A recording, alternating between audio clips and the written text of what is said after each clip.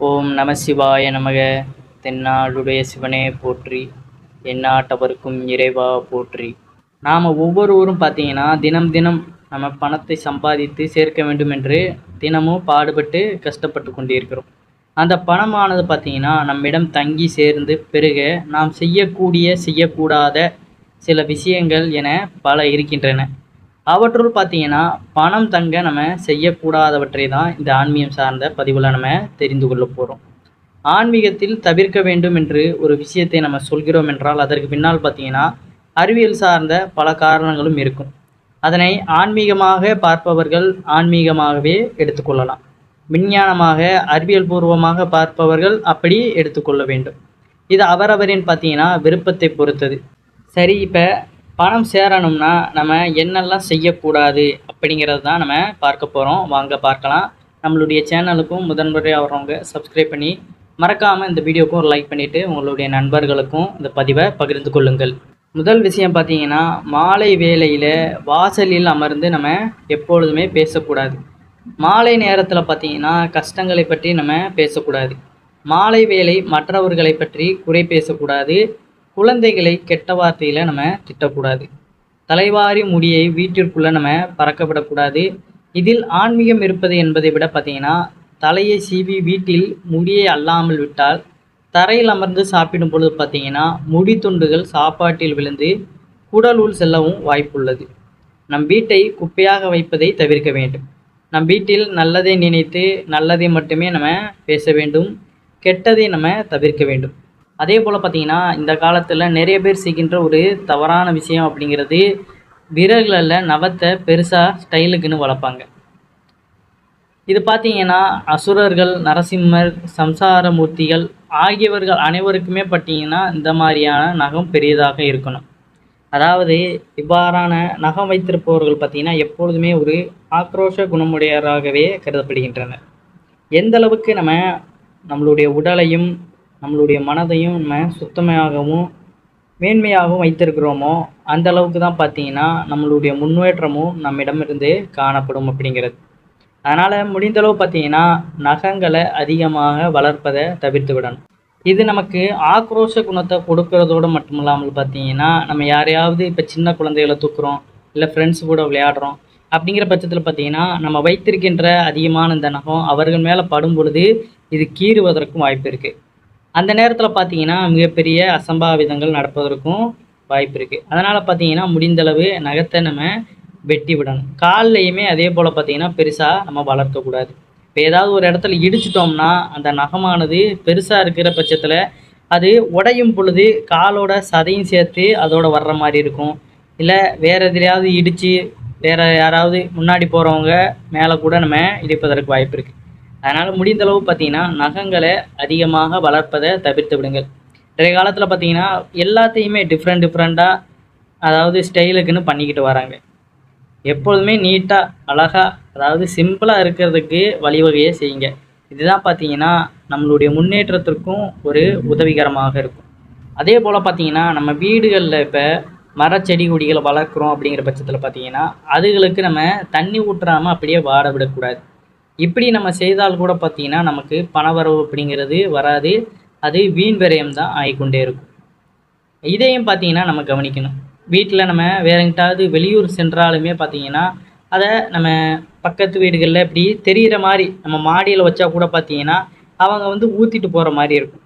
இப்படி நம்ம சொல்லிவிட்டு போகணும். இல்லைனா அதற்கு தண்ணி ஊற்றுற அளவுக்கு நம்ம ஏதாவது வழிவகை செய்து விட்டு போகணும்.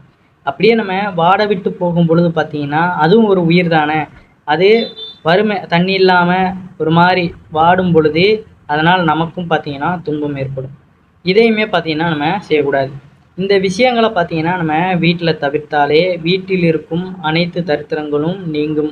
அனைத்து கெட்ட எண்ணங்களுமே நீங்கி பெயர், பொருள், ஆபரணம் என பல செல்வ செழிப்புடன் மகிழ்ச்சியாக நம் வாழ்வை நம்ம வாழ முடியும் என்று சொல்லப்படுகிறது. அது மட்டுமின்றி பார்த்திங்கன்னா இந்த விஷயங்களை தவிர்ப்பவர்கள் வீட்டில் லக்ஷ்மி கடாசமும் என்றென்றும் நிலைத்திருக்கும் என்றும் சொல்லப்படுகிறது. வீட்டில் நம்ம உடுத்திய துணிகளையுமே பார்த்திங்கன்னா ஆங்காங்கே நம்ம பறக்க விடக்கூடாது. அதற்கென்று ஒரு இடத்துல நம்ம போட்டு வைக்கணும். எப்பொழுதுமே ஒரு விஷயத்தை நம்ம செய்யும் பொழுது முழுமையாக முடிக்கிற அளவுக்கு நம்ம பண்ணணும். அரையும் குறைமாகவும் இல்லை நாளைக்கு பார்த்துக்கலான்ட்டு நம்ம அதை தள்ளி போடவும் கூடாது. இதனால் கூட பார்த்தீங்கன்னா நமக்கு வர வேண்டியது தாமதமாக போய்விடும். ஒரு செயலை செய்கிறீங்கன்னா அதை உடனே முடித்து கொள்வதற்கான வழிவகையில் நம்ம தேடி அதை அடைந்து விடணும். நம்ம நாளைக்கு செல்லலாம்னு போகும்பொழுது பார்த்தீங்கன்னா நம்மளுடைய வாழ்க்கையுமே அப்படியே பின்னோக்கி தான் போகும். அதனால் எல்லா முயற்சிகளையுமே நம்ம முழு மூச்சோடு செய்யணும். நேரம் கிடைக்கும் பொழுது அதை செய்து கொண்டு இருக்கோம். இதற்குன்னு இவ்வளோ நேரம் நம்ம டெய்லி இவ்வளோ நேரம் உழைக்கிறோம் அப்படின்னு அதற்கென்று இருக்குது பார்த்தீங்களா, அந்த நேரத்தை நம்ம தவற விடக்கூடாது. ஏன்னா இந்த உலகத்தில் பார்த்திங்கன்னா நம்ம நேரத்தை தவற விட்டுட்டோம் அப்படிங்கிற பட்சத்தில் பார்த்திங்கன்னா எதுவுமே நமக்கு சாதகமாக கிடைக்காது. அதுக்கப்புறம் முடிஞ்சதுக்கப்புறம் நம்ம பழைய காலத்தை இப்போ யோசித்து பார்ப்போம். நம்ம அப்போவே இப்படி பண்ணியிருந்தா இந்த நேரத்தில் நம்ம கஷ்டப்பட தேவையில்லையே, நேரத்தை இப்படி விட்டுட்டோமே அப்படின்னு பழசை நினச்சி புலம்புவோமே தவிர இப்போ இருக்கிற இந்த நேரத்தை பார்த்திங்கன்னா நம்ம நல்ல முறையில் செலவு பண்ண மாட்டோம். அதற்கப்புறம் இன்னும் ஒரு கொஞ்ச நாள் 5 வருஷம் போனதுக்கப்புறம் பார்த்திங்கன்னா நம்ம நினைப்போம், ஐயோ இன்னொரு 5 வருஷத்துக்கு முன்னாடி இதை நான் பண்ணியிருந்தா இந்நேரத்தில் நான் நல்லா இருந்திருப்பேனே அப்படின்னு எல்லாத்தையுமே பார்த்திங்கன்னா நம்ம நடந்து முடிந்ததுக்கப்புறம் யோசிப்பதனால தான் இன்றைய வாழ்க்கை நமக்கு ரொம்ப ஒரு மோசமாக இருக்குது. அதனால் இப்போ நடக்கிறத முழு மூச்சோட நம்பிக்கையோடு நம்ம செய்யும் பொழுது அதில் கட்டாயம் ஒரு நன்மை நமக்கு கிடைக்கத்தான் செய்யும். அதற்காக நம்ம இறைவனை வழிபடுறோம், விளக்கு ஏற்றுறோம், தினமும் பார்த்திங்கன்னா இறை வழிபாடுகளை செய்து கொண்டு தான் இருக்கின்றோம். இறைவன் ஏதாவது ஒரு ரூபத்தில் நமக்கு வழிவகையில் வந்து காட்டத்தான் செய்வார். உங்களுக்கு பிடிச்சது ஏதாவது ஒரு வேலையை தொடங்குறீங்க, இல்லை வேலை பார்த்துக்கிட்டு இருக்கீங்க, இல்லை வேறு ஏதாவது வகையில் இங்கே சம்பாதிக்கணும் முயற்சி பண்ணணும்னு நினைக்கிறீங்கன்னா அதில் தினமுமே முயற்சி செய்து கொண்டே இருங்க. ஏதோ ஒரு கட்டத்தில் பார்த்தீங்கன்னா இறைவனையும் நம்ம நம்பியிருக்கோம், அவர் ஏதோ ஒரு வகையில் நமக்கு ஒரு கட்டத்தில் நம்மளை உயர்த்தி விடுவார் அப்படிங்கிறது தான். வீடுகள்லையுமே பார்த்தீங்கன்னா இந்த தவறுகளை செய்வதை தவிர்த்து விடுங்க. மென்மேலும் நமக்கு நன்மைகள் நடக்கக்கூடிய அளவுக்கு இறைவன் வழிவகை செய்வார் அப்படிங்கிறது தான் நிதர்சனமான ஒரு உண்மையாக இருக்கின்றது. எப்பொழுதுமே வீட்டுக்குள்ளே நல்ல வார்த்தைகளை பேசுங்க. இதுதான் ரொம்ப ஒரு முக்கியமான விஷயம். நீங்கள் வீட்டுக்குள்ளே எந்த அளவுக்கு நேர்மறையான விஷயங்களையும் வார்த்தைகளையும் பேசுகிறீங்களோ அந்த அளவுக்கு பார்த்தீங்கன்னா உங்களுக்கு பணவரவு அப்படிங்கிறது மிகுதியாக இருக்கும் அப்படிங்கிறது தான் நிதர்சனமான ஒரு உண்மையாக இருக்கின்றது. அதே போல் வெளியே சென்று நம்ம வீட்டிற்கு வரும் பொழுது கட்டாயம் காலை கழுவிட்டு வாங்க.